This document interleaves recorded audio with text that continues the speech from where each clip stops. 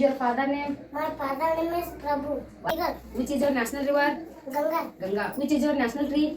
Banana tree. Banana tree. Good fruits, vegetable ಎಲ್ಲ ಬರ್ತಾವು. Opposite words ಹೇಳಿ. Big, Small. good, Bad. up, Down. fast, Slow. hot, Cold. day, Night. night. Good. ಚೆನ್ನಾಗಿ ಓದಿದೆಲ್ಲ ಅಕ್ಷರ ನೆನಪು ಬರ್ತದಾ ಅಪ್ಪಾಜಿ? Good. ನಮ್ಮ ರಾಜ್ಯದ ರಾಜಧಾನಿ ಯಾವುದು? ಹೇಳು. Bangalore. ಬೆಂಗಳೂರಾ? ನಮ್ಮ ದೇಶ ಯಾವುದಪ್ಪ? ನಮ್ಮ ದೇಶ ಭಾರತ. ಕುಂಪಿಸಬೇಕಾಗಿ ನಾನು ಹೇಳು. ನಮ್ಮ ದೇಶ ಯಾವುದು? ಭಾರತ. ನಮ್ಮ ರಾಷ್ಟ್ರೀಯ ಪಕ್ಷಿ ಯಾವುದು? ನಮ್ಮ ರಾಷ್ಟ್ರೀಯ ಪಕ್ಷಿ ನವಿಲು. ಗುಡ್. ನಮ್ಮ ರಾಷ್ಟ್ರೀಯ ಪಕ್ಷಿ ಯಾವುದು? ನವಿಲು. ನಮ್ಮ ರಾಜ್ಯದ ಪಕ್ಷಿ ಯಾವುದಪ್ಪ? ನೀಲಕಂಠ. ಗುಡ್. ನೀನು ಕನ್ನಡ ಓದಕ್ಕೆ ಬರ್ತಾ ಆಗೋದಪ್ಪ ಇದು ಕೈ ಮ್ಯಾಮ್. ಒಂದು ಊರಿನಲ್ಲಿ ಒಂದು ಕೋಳಿ ಇತ್ತು. ಅದಕ್ಕೆ 2 ಮರಿಗಳಿದ್ದವು.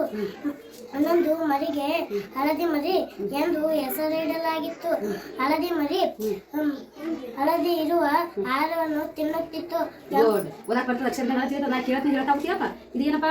ಕೆಂಪು. ಕೆಂಪು. ಇದು ಆಹಾರ ತೊಡಗಿತ್ತು. ಇದು ಗಮನಿಸಿತು. ಇದೇನಪ್ಪ?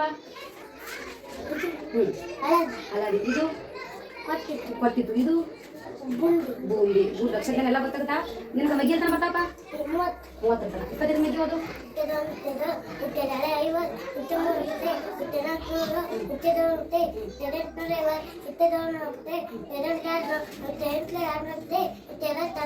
ವರ್ಗಮೂಲ ಬರ್ತಪ್ಪ? 1ರ ವರ್ಗ, 2ರ ವರ್ಗ, 3ರ ವರ್ಗ, 4ರ ವರ್ಗ, 5ರ ವರ್ಗ, 6ರ ವರ್ಗ, 7ರ ವರ್ಗ, 8ರ ವರ್ಗ, 9ರ ವರ್ಗ, 10ರ ವರ್ಗ.